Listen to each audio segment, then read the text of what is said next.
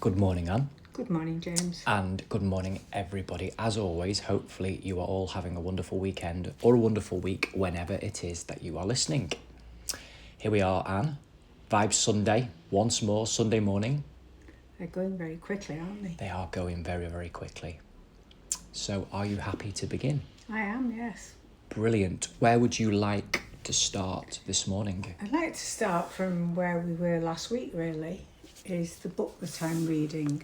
Right, okay. Tuesdays with Maury. Okay. And it's very interesting because Maury has... I think this is the only way people will understand when I'm talking about him having these Tuesdays with Mitch, is he has the same condition as Stephen Hawking's had. Okay, that's interesting. So, and in that condition, which for myself, for me, it would be horrifying for me. Right. Because it's choking. The eventual death from that is choking. Because Okay. they lose the ability to swallow. Right, okay. So, as the body is deteriorating and the muscles and everything, they can't, it means they can't swallow. So is this one of the characters in the book? He's not a character. It's not a novel. He Right. is a man. Maury is a professor. Well, I think this would be a good opportunity, just in case anybody hasn't listened to last week's Yeah. episode where you did introduce this book, Tuesdays Yes. with Maury. So Yes. for anybody that didn't and hasn't had a chance to listen to that episode yet, would you like to recap a little bit about the book then? Well, the book is a young man who studied under Maury, the professor, Right, in okay. America, not in this country, in America. And said when, like everybody, like us all, when we leave college or places like that, we say to everybody, don't we? We'll keep in touch, we'll keep in touch. Yes. We'll see you again. And it doesn't happen. In the majority of cases, that doesn't happen because life takes over. Right, okay. And in this instance as well, life took over until there was a reunion. And at that reunion, Mitch, who was unbelievably close to his professor, Yes. went to the reunion feeling guilty, obviously, that he hadn't been in touch with him. But got back in touch and was really pleased about this. Right, okay. So that's the book. And then Maury told him that he had this condition, as I say, the same as Stephen Hawking's. Right, okay. And he started to go to see him and he flew. So who has the condition, the student or the teacher? The teacher. The teacher, The teacher okay. has it. Who is a wonderful teacher. Yes. Who talks about the ways of life. So I don't want to say too much about the book because the book is too interesting to tell somebody about it. Yes, and last week you Yes. did highly recommend it. I did, yes. And yes. I suppose, again, you are recommending it. Tuesdays with Maury. Tuesdays with Is Maury. it by author Mitch Orban, is it? Yes, that's Mitch right. Orban, the author, okay. Mitch Orban, yes. He also has written The 5 People You Meet in Heaven. Yes, you did say, That again yes. is a brilliant book. Now, I read these books many years ago because I think they were written in the 1970s. Right, And okay. they're still going, so that shows you how good these books are. Yes. So what I'm saying is, to make people understand the condition, most people know Stephen Hawking's. Yes, the very famous and know scientist, how yes. wonderful he was. And they're not meant to live as long as these two men did live. Right. It shows you what determination does, what we can overcome with determination. Yes. Okay. Even yes, within yes. our own bodies. So the reason I'm talking about him today is the part of the book I'm at is at the end of his life. Right, okay. And this man, Mitch, has flown. He doesn't live close. He has to get a plane to go and see him when he has the meetings. Okay. And he's taught himself how to clean the man up because they become incontinent. And So he becomes his carer. No, he isn't his carer. He Right. goes for learning. Right, okay. His Tuesdays are to learn still from his professor. So in the talking, then he's learning. Yes. It's just you said that he goes to clean him up. Yes, but he's doing that out of love. Right, okay. I So understand. he gets there, watches what the carers do. Yes. And then we'll say to Maury, would you mind if I do that for you? So it might just be massaging his feet. I understand. So he's Okay. massaging his feet and he's saying, do you mind? Because Maury loves touch. He's a man who loves people to hug him, and it's how he brought his own children up. Okay. Because he didn't have a good childhood, Maury. Okay. And, made his way in life in spite of his life.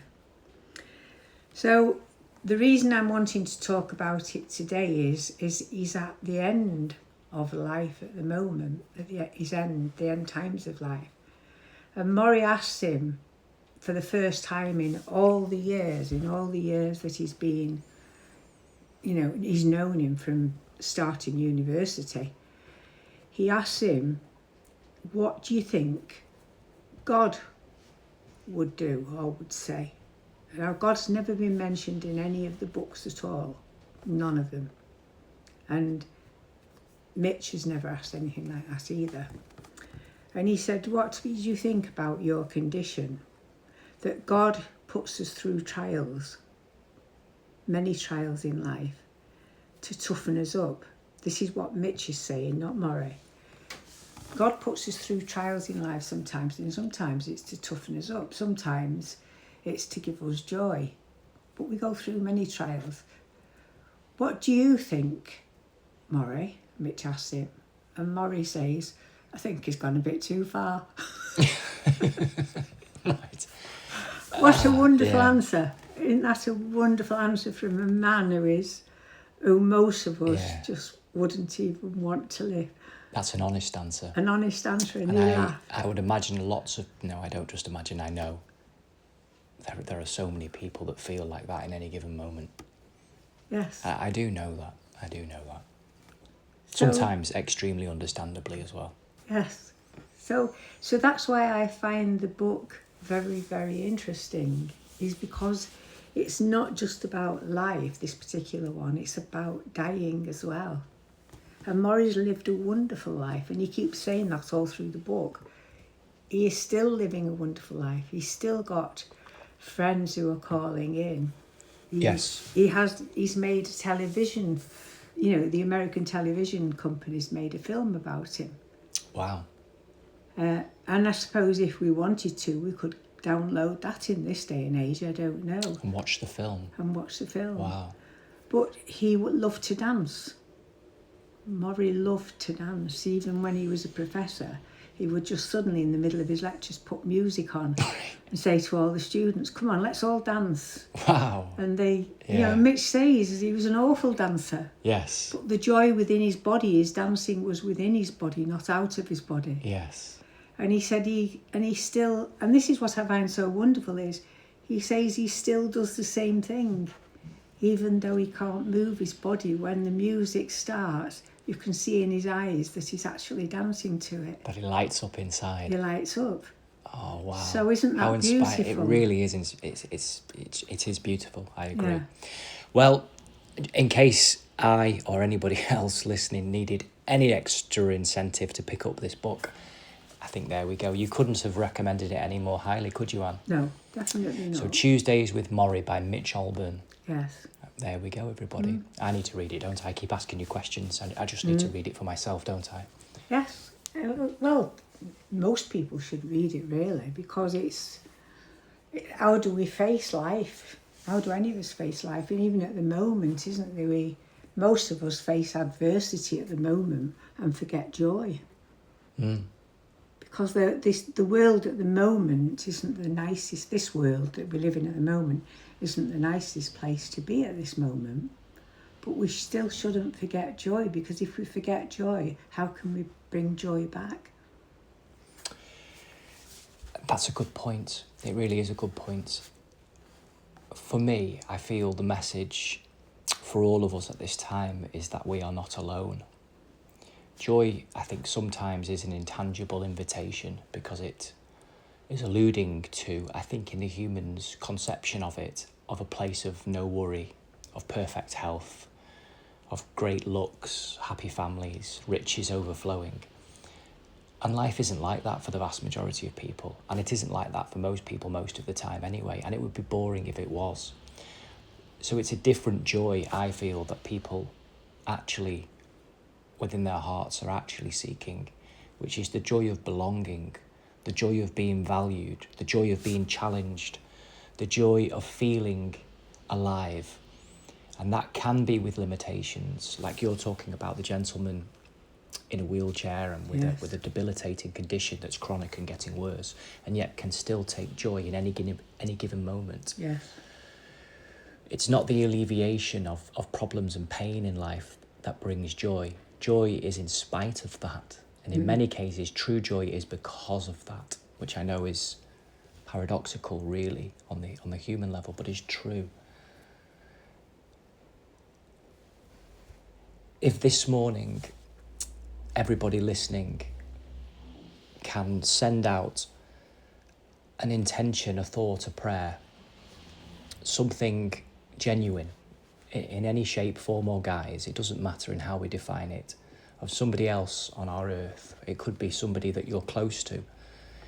It could be your wife or your husband, your children, your parents, your grandparents, a sibling, your neighbour. It could be somebody that you've seen on television, maybe somebody who's a well-known sports person or somebody who's a writer or a politician. Or it could be somebody you've seen on the news, somebody who's had horrific events happen to them. It could be somebody on the other side of the world that's part of changes that are happening now, both man-made and through nature, that are beyond comprehension in terms of what it must be like to go through if you haven't gone through it before. It could be somebody that you don't know the name of. It could be a child somewhere, just a feeling. If we can do that this morning, it's the start of connecting humanity through feeling again. If we can do that this morning, the truth is that there are human beings who care about each other, who have stopped for a moment, even if it's just for 30 seconds, 1 minute, to place their attention upon another being, someone other than themselves. And yes, it could be your child who's struggling with an illness or a relationship or their mental health or physical health. It could be your neighbour who you know is in a deeply troubling situation, maybe a relationship that's very, very challenging, or you know that they are going through real financial hardship, and you can remember when you were going through that, and you can feel and empathise with their situation.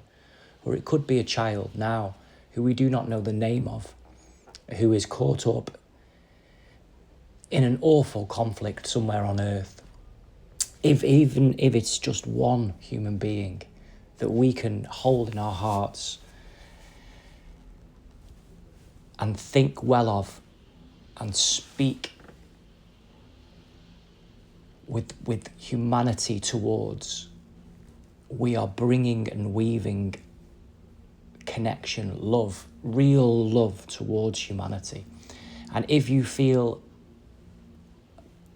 compelled to, 5 people, 10 people, 50 people, start to feel the power of it with a genuine sense of purpose and power, and with the determination you spoke of, weave that in as well, with a determination that feeling, your words will reach that person, and their problems may not go away, and their life may not be better in a sense.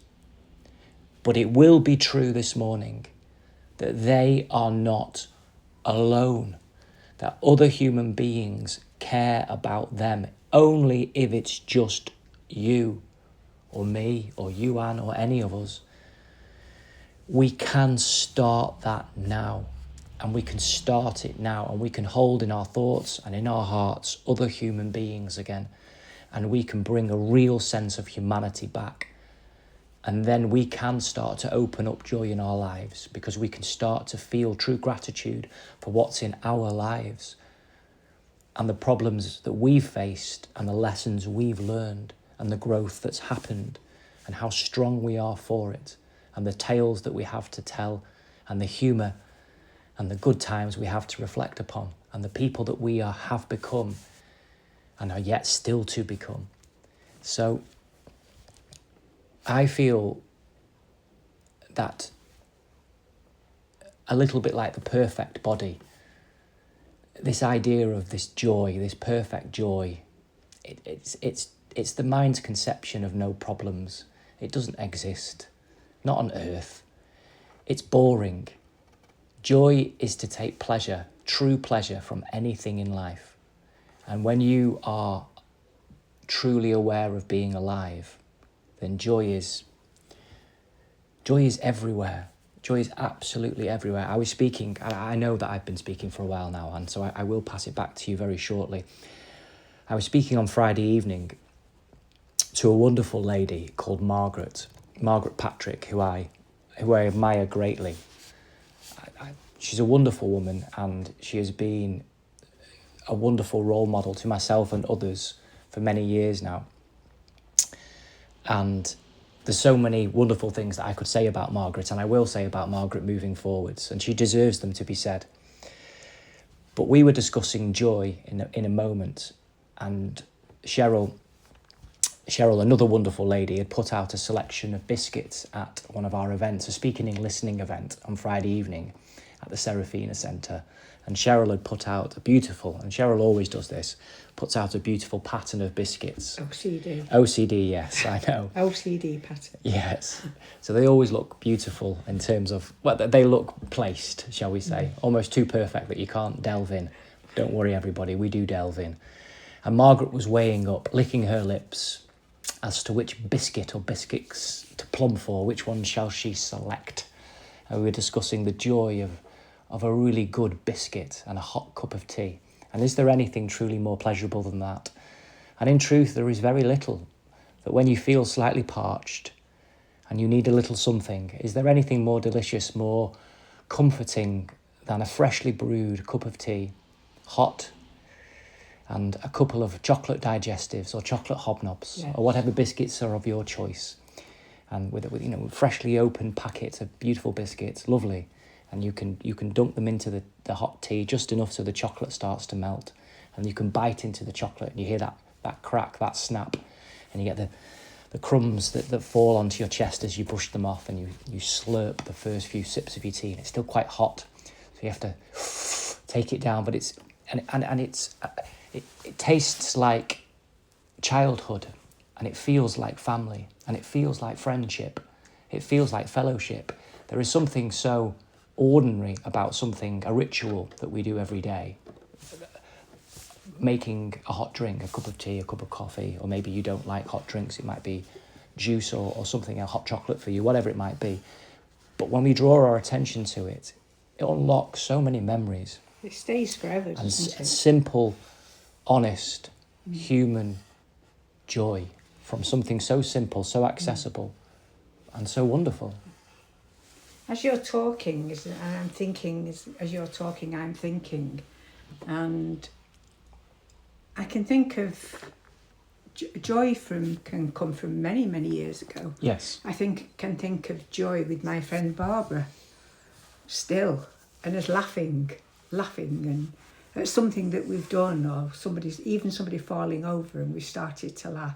But that joy stays with you forever, because that person is very, very close, as you say with Margaret. Yes. And it's the closeness of it.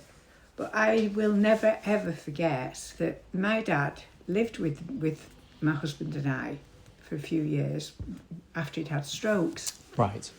And I used to go into his room and he would be on the floor because he couldn't get up or couldn't walk at that time. Okay.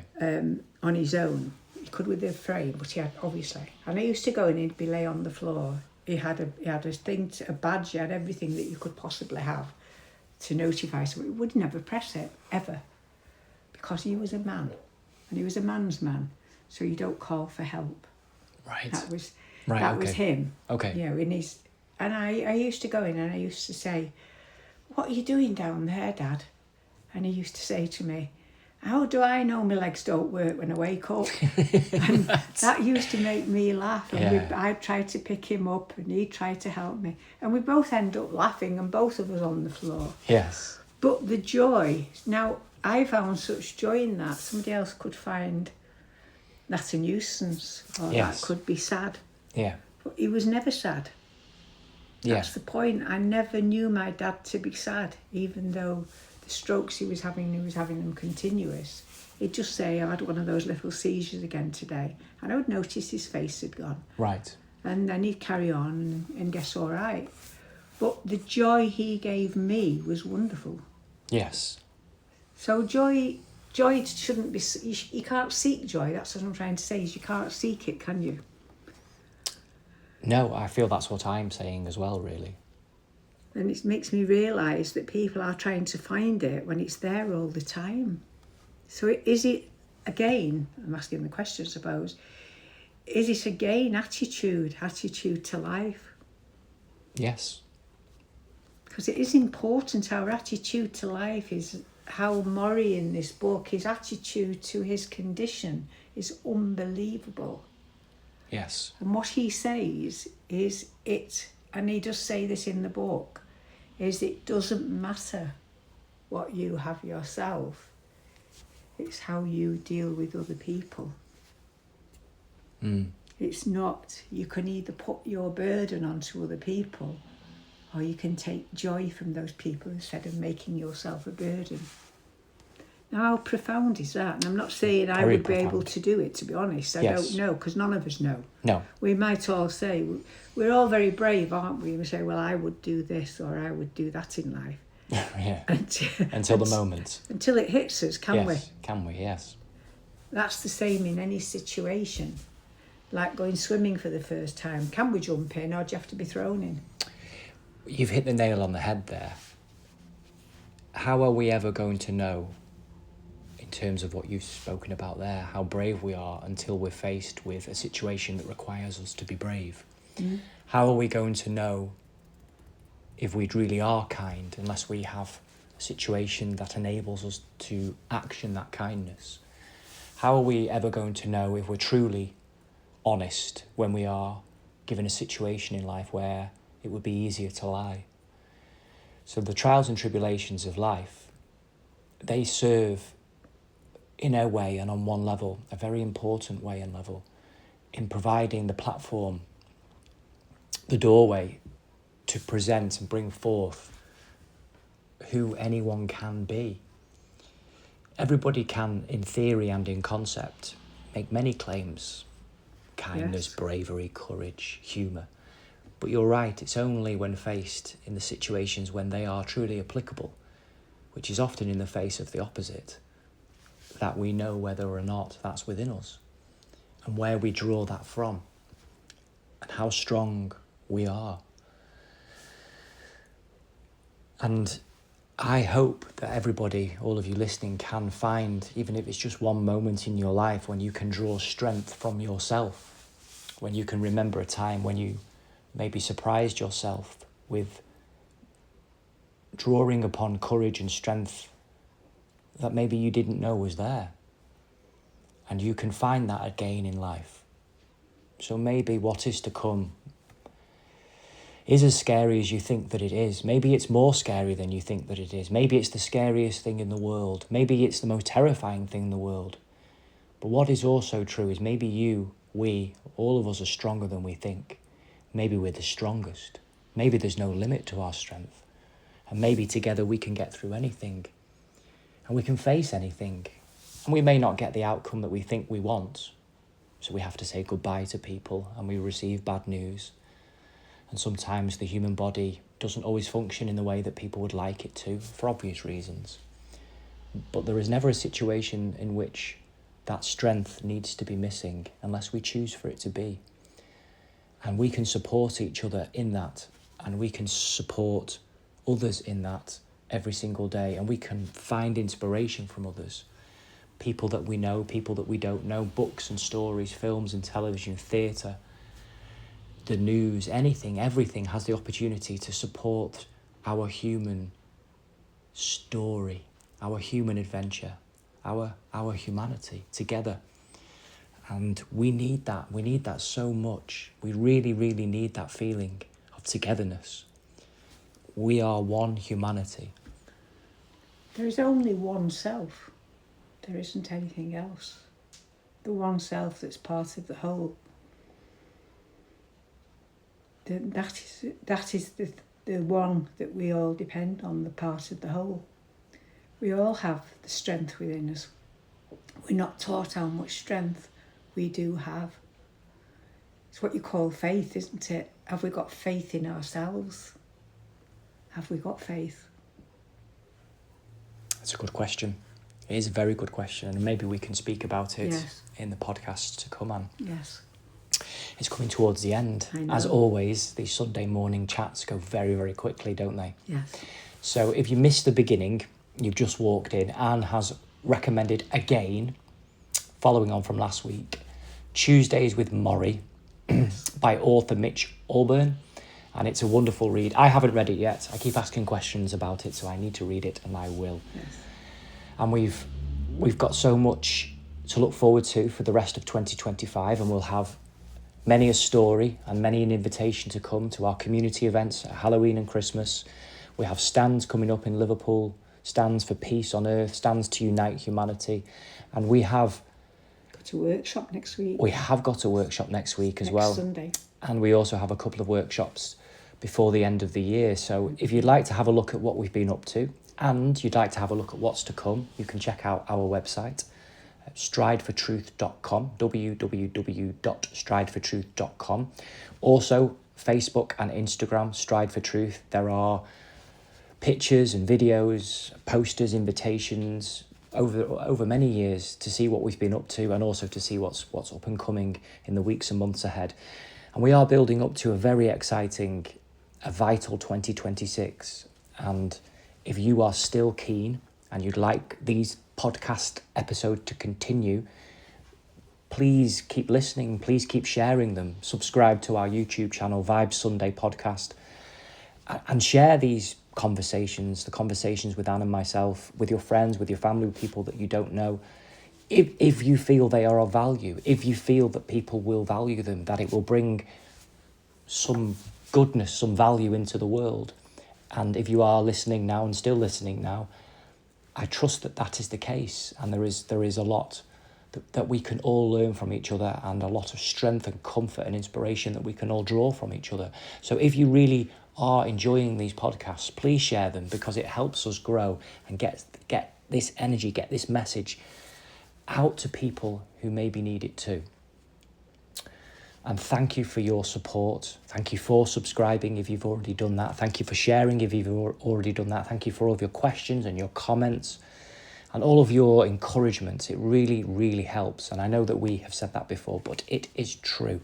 We are in this together. Can I just say that yes. Subscribing yes. is the wrong word. I know it is the word, but it's the wrong word. Lots of people think when you subscribe to something you have to pay. Can I make that clear, that this subscribe? Yes, on YouTube, yes. On YouTube, you don't pay anything, because I think that frightens some people. Right, okay, that's a good point. No, you don't pay anything. It is to become a follower of the YouTube channel, and it means that you're given notifications when we release any new podcast episodes. So you'll be notified, and it will be put into your notifications. And I'll be famous. Yes. And it helps to grow the popularity of the channel, which, given the algorithms, helps it to be put in front of other people. Yes.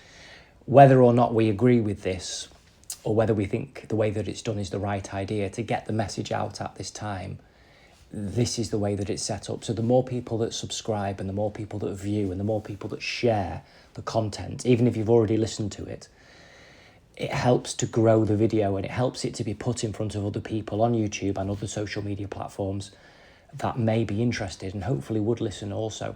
And if you'd like to follow us on Instagram, Strive for Truth on Instagram, Strive for Truth on Facebook, please do, because again, it helps to grow the page, and it means that the content goes further, and other people around the world have the opportunity to see it too.